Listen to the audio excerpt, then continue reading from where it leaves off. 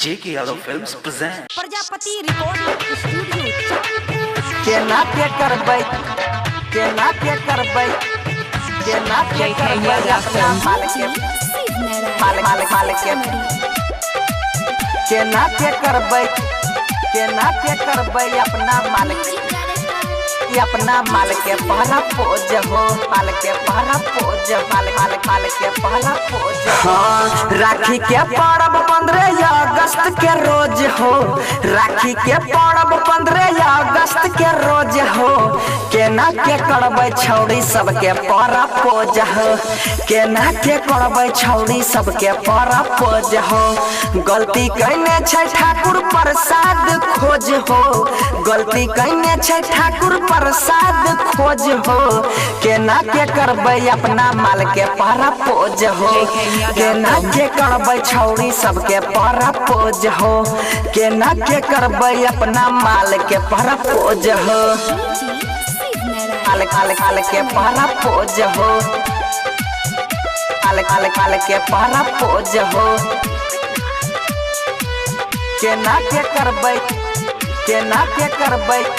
माल के पहला पोज हाँ बहुते दिन से छौरी रहे हमरा बोलबै बहुते दिन से छौरी रहे हमरा ए हाँ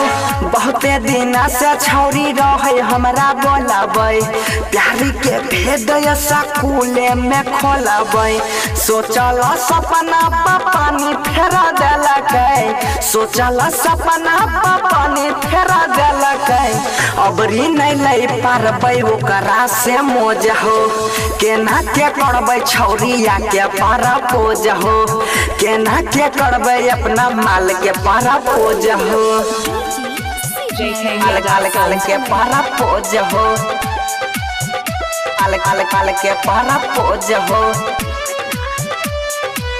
केना के करबै माल के पहला पोज हाँ राइटर सोनू के जाने छै दुनिया राइटर सोनू के जाने छै ए हो सोनू बंशीधर के जाने छै दुनिया स्कूल में खैबै पड़ा शादी वाला बुनिया सुरुति गैते जनम मनगन के गीत हो सुरुति गैते जनम मनगन के गीत हो ऐसा न मौका नहीं मिलते फेरो रोज हो केना के करबै छौड़ी सबके पारा पोज हो ऐसा न मौका नहीं मिलते फेरो रोज हो J.K. Yadav Films